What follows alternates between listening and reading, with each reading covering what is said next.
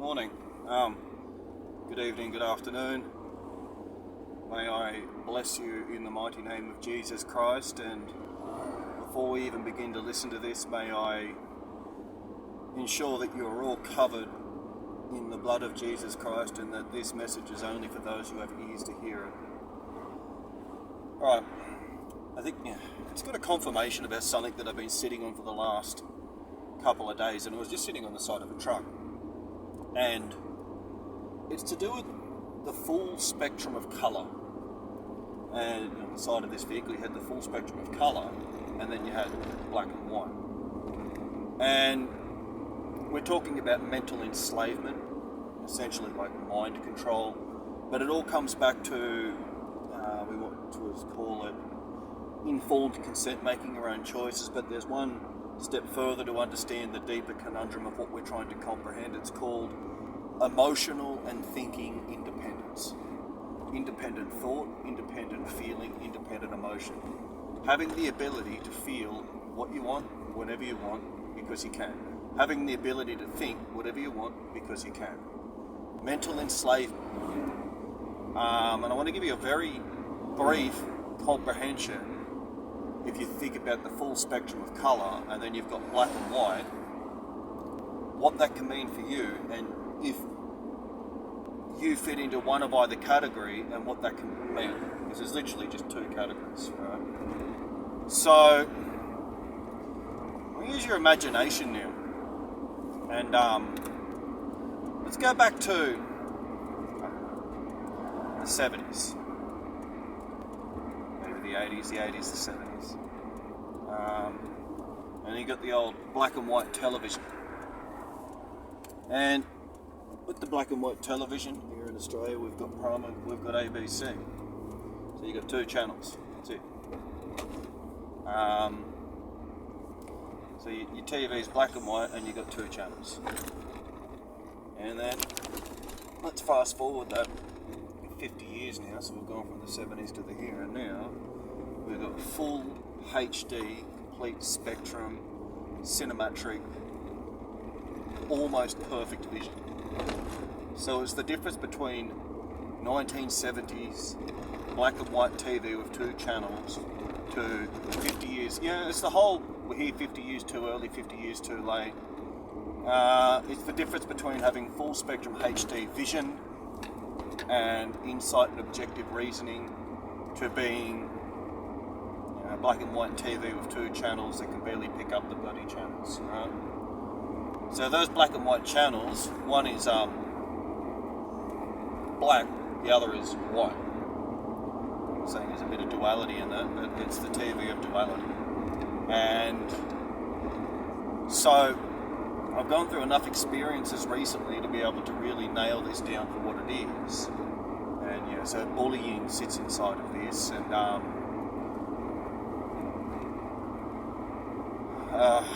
self-condemnation is never a good thing either, but the individuals that are bullying are also trying to avoid self-condemnation at all costs. But ultimately, what is this black and white TV? It's identifying with pride. And you start to see the bigger problem here.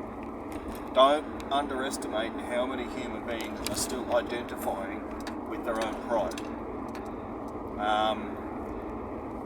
And that's what I was saying. I think the 70s is a good idea to now, it's just there's this whole, you're here 50 years too early, 50 years too late.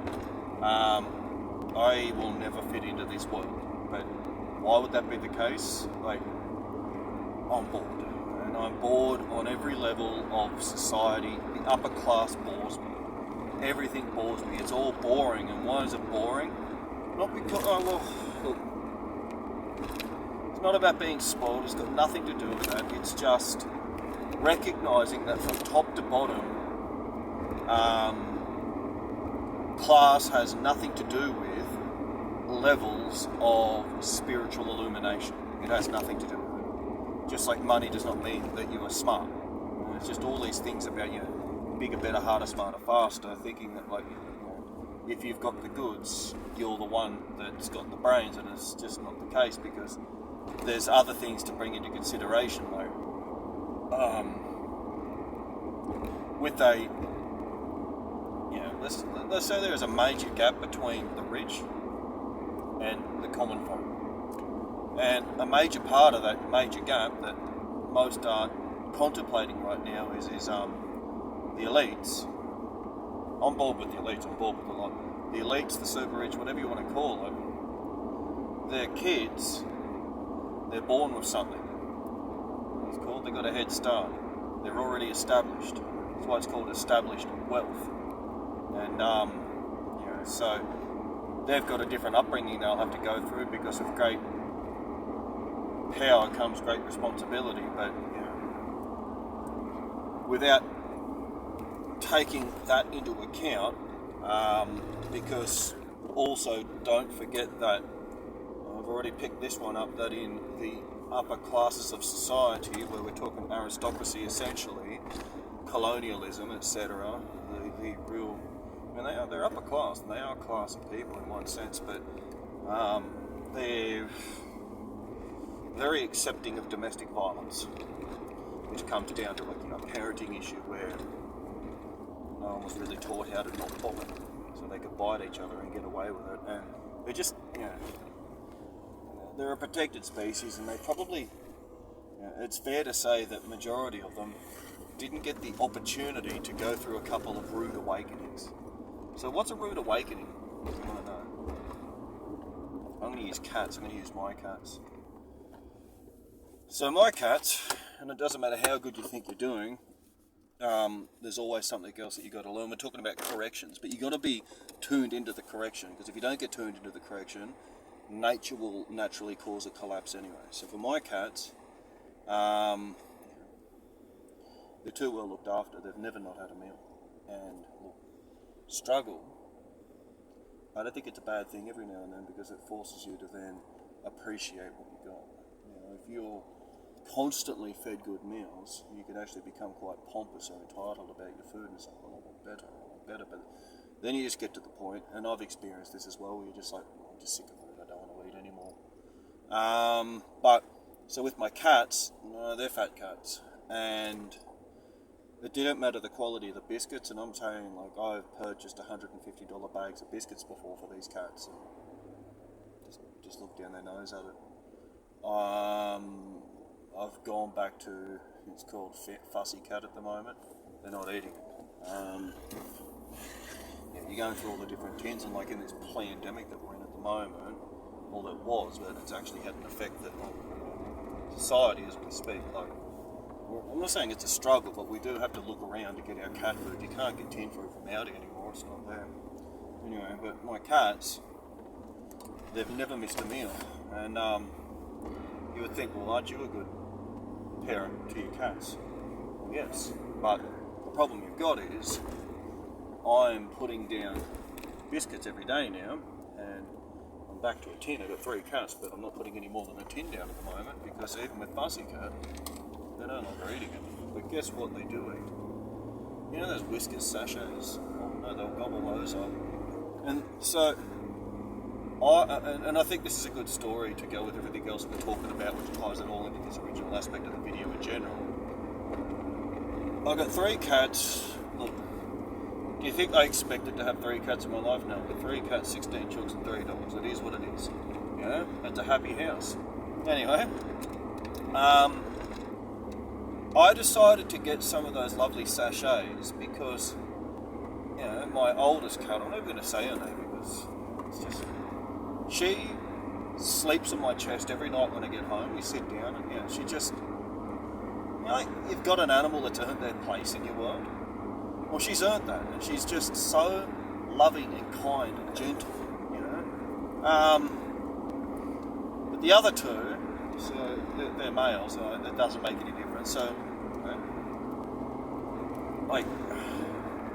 I don't like animals inside, but the cats, they're fine, they're clean, and plus anywhere they're at, like, I'll wash it, regularly anyway. But the 2 lads, they picked up on the fact that Mum, I decided to get her some fancy food, and they've gone, you know what, we don't want to eat anything else anymore other than the fancy stuff. And I got to the point now where it's like, well, what do? I have to buy 3, 4, 5 boxes of fancy food. Like, the fussy sachets, the expensive shit, just to keep their pompous little palate in check. When the long and short of it is, the only time they meow and rub up against you is when they want food, and it's just like cool. So what's the rude awakening? The rude awakening is when you cut them off completely. So they're enjoying a week of dry food at the moment, and they're bitterly upset. You know, how dare we have to eat this peasant food, this dry garbage? You know, we're posh, we're entitled, we deserve nothing but the very best. It's just like, well, hang on. The only time you used to come near me was to rub up around my legs to get your posh food. You don't catch animals. You don't catch mice. You don't catch rabbits. You don't do anything at all whatsoever, period, to add to what would be called your purpose for being within my existence or life in the first place, but you expect top quality food. I'm a little bit like, you got to earn your place in this life, because if you don't, you're a waste of food, honest to goodness. So the rude awakening then comes back to the upper class that I was talking about. In that same context, they weren't afforded the opportunity to experience what you would call a rude awakening. So just like the cats, where they need to go through a bit of dry food every now and then to realise that the world does not evolve around them. Same as the upper class, the world does not evolve around them. Which then comes back to identifying in pride, which then comes back to the black and white TV from the 1970s, which then comes back to the full spectrum of colour that we were talking about at the beginning of this conversation in the first place. We live on a planet, because we're talking about mind control here, you know, being dismissive. You know, when you dismiss someone and you dismiss them, that's mind control just there. Dismissing, and they squeeze their belly and that's how they try to mind control you. And because we're trying to get back to the entire context of emotional and thought independence. So I had a situation recently, and someone, they dog shotted me pretty badly, hey? And like, it took me every ounce of my everything to not respond, not retaliate. I didn't, and I wouldn't, because like, I've got composure. I know how to maintain myself and not do stupid stuff, not because I'm trying to fit in, but because I honour God. Anyway, with this though, there are two people that I at the time thought I needed to believe what I was saying, because this is this whole independence thing. I want to talk to you about thinking that you need others to validate what you think and feel so that you believe that it's true. No. When I had this situation happen, but when I got dismissed by the two people that I thought I needed to have here to give me some comfort and validation about the fact that it happened, and when they completely dismissed me on it, they're like, no, it couldn't have happened. And it's just like, so you're calling me a liar now, are you? And then I was like, well, you know what? I don't need anyone anymore. So it was a good situation, because it broke me free of everyone and everything, and I was kind of like dislodged out of what you would call a matrix, essentially. So you want to break out of the matrix? You need to break out of emotional and thought dependence, mind control. And breaking free of it is, you know, honouring your own feelings. This is how I feel. So I copped a low shot. The very powerful two that, you know, I would have thought could have validated what had happened, didn't. And this rolled over a period of time where I was just like, so then you can start to see the dismantling of everything, where you've got the hidden child, the golden child, the scapegoat child, all this other garbage that, like, you know, the victim, villain, hero, just the constant psychological breakdown of what you would deem 3D society. And I was just like, just because no one believes me that something has happened, God knows what's happened, and there is no man, woman or child under the sun that will not fully reap what they have sown. All is subject to what they have sown, every last one. And so, with this black and white garbage, these black and white people, it's like, we're talking like gang stalking, but like, they want to gang up on you. You know, two or more will try to control your thinking. So, and it's like, well, if we don't believe you, it didn't happen. And it's a very liberating thing on the day when you come to discover that you don't need anyone else in this life at all whatsoever, period, to validate what you think or feel, to recognise that you yourself can validate your experiences for yourself. It's very liberating. It's a painful scenario to go through to get there, but by the time you get there, you will find actual independence, and you will find that once you've broken free of it, no one can ever control you again. So if you want self-control, if you want to be in control, break free of the control grips of others, and that control grips of others beyond being physically abused. So I was talking about like the colonials, for example, where domestic violence is actually quite a normal thing, because you've got to remember they were slave drivers. So for them, beating someone with a whip isn't that's a normal thing, and unfortunately that can end up in their household, and just these are the cycles that continue, unfortunately. But back to all of this, learning how to stand up for ourselves physically is an important part of life. That's developing the warrior. Developing the internal willpower, though, it's trying to, king shit on Turd Island, he who yells the loudest gets heard the most. We don't want that. You want to break free of that. And how do you break free of that? Break free of the codependence. Break free of the dependence upon others to validate your feelings and thoughts, to say that something that you did or something that you experienced is valid. No. Validate your own feelings and your own thoughts. That's the key to your freedom. Self-validation on your own thoughts and freedom. You don't need lawyers. You don't need people that you believe have power. You don't need leaders. You don't need anyone to validate how you think and feel. If you're good with God and you've got integrity, that's all that matters. Back to the spectrum here. So we've broken free of the matrix. We have. These are beginning aspects of it, and you'll know it because no one can dismiss you again where you can feel the down pulling of what they're trying to do. You break free of that need for exterior validation, the doormat that's within you just got thrown in the fire and burned. It's no longer there. You've no longer got a target on your head. They can't touch you. I'm not saying you're untouchable, because you're going to get attacked satanically and you're going to have to learn spiritual warfare, but the biggest thing they had on top of you, which was mental control, they can't enslave you anymore. Anyway, so back to the black and white 1970s TVs with Prime and ABC. If you've got full HD spectrum and you're 50 years later in the 2020 and you see shit for what it is, and you've got common sense and a good head on your shoulders, and you've got the full spectrum of emotions, and you've got emotional intelligence, because the whole thing's based upon emotional intelligence. That full spectrum is emotional intelligence. Why do you think pride hates emotional intelligence? Because it doesn't understand feelings. Because pride is driven by ego too often. We can be proud, but pride itself is ego. And our inner child, which allows us to actually express with our feelings in our heart, is the full spectrum of emotional intelligence beyond black and white. So, just had to clear it. I don't even know what to think about right now.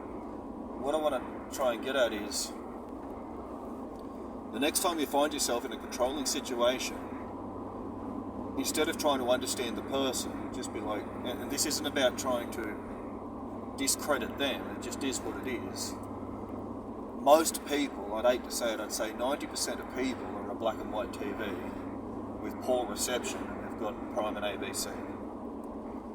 If you understand what I'm talking about with emotional intelligence, and you have your genius internally awoken, and you understand things for what it is, and you are firing for a good future and a great destiny, and you're on fire. You really are heading in a good direction, and you're good with God, and essentially, like, here's another little aspect to touch to it. So we're talking about the full spectrum of colour, mind expansion. So black and white TV, they're closed off, they're closed-minded.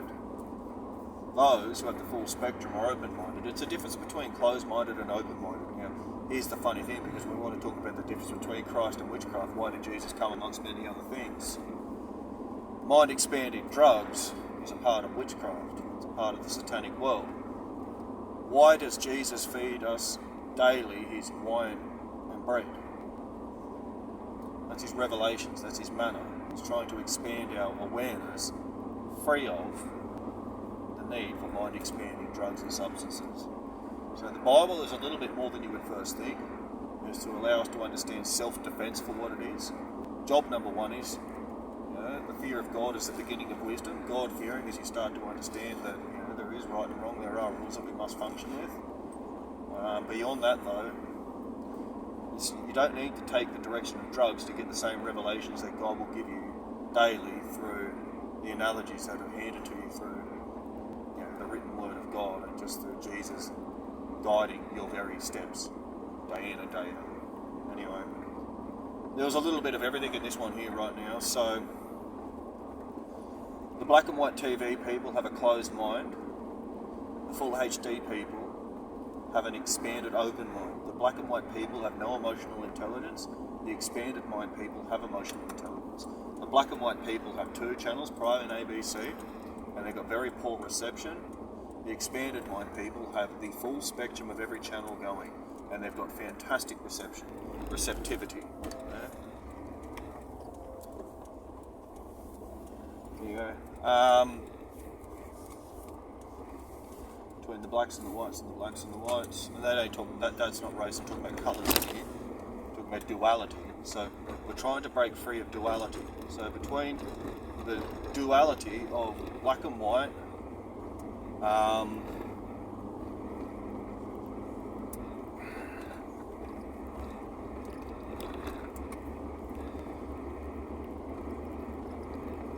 the black and white TVs from the 1970s with the Prime and the ABC, they will enslave you with their mental control by dismissing you, and they tighten their tummy bellies. They've realised how to step on your doormat if you've got one and you don't. But when you dislodge from that completely, you no longer have a doormat and they can't mentally enslave you. You're a very dangerous person to have emotional intelligence that can't be controlled. So, we're talking about the difference between the narcissist and the empathist, essentially.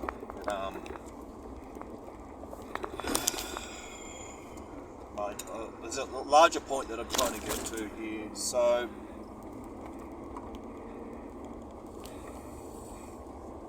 there's a synoptic crux. There's a difference between being intelligent and stupid. I hate to say it because it is stupid, like there's actual stupidity there.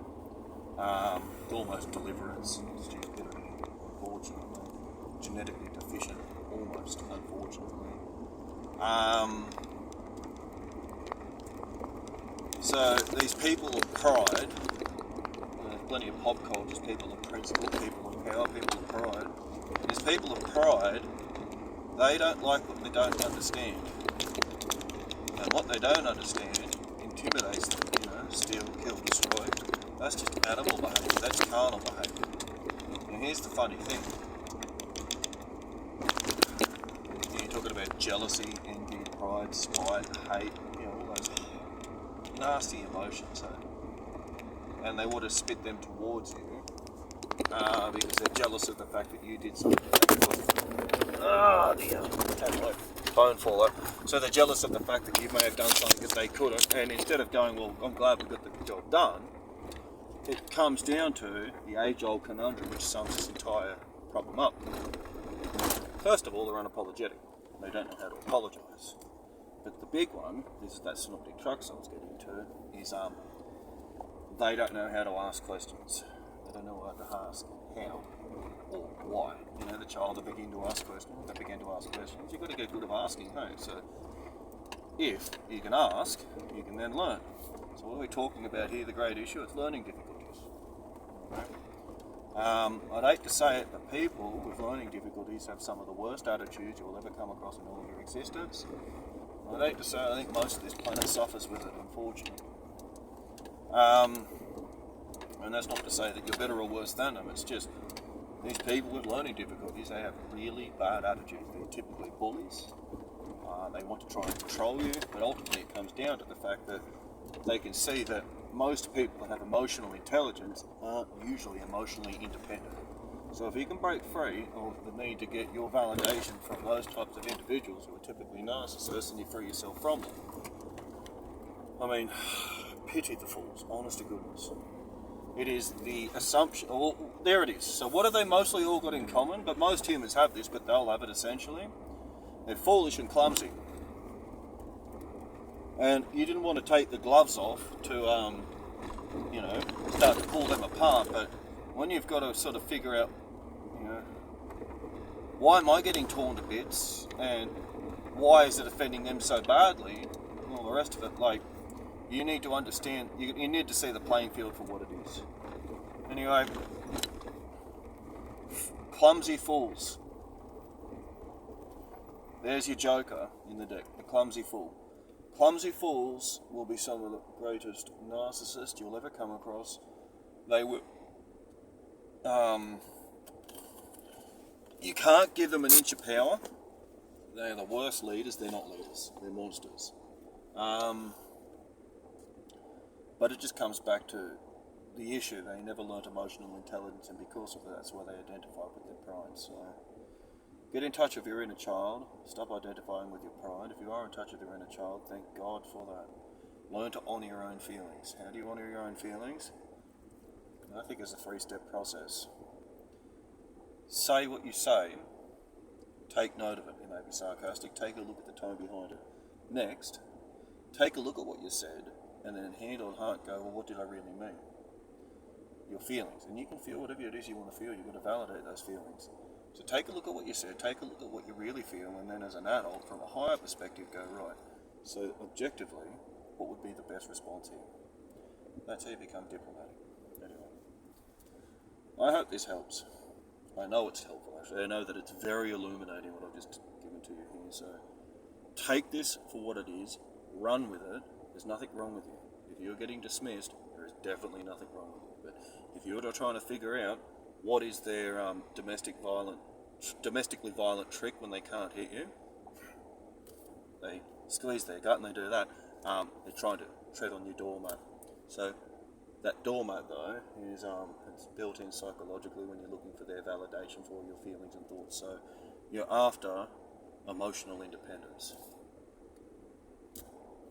Look into it. You're going to grab it. Emotional independence is what you're after. You get that? You will dislodge from the control matrix, and you can walk in this life free as a feather. Bye for now.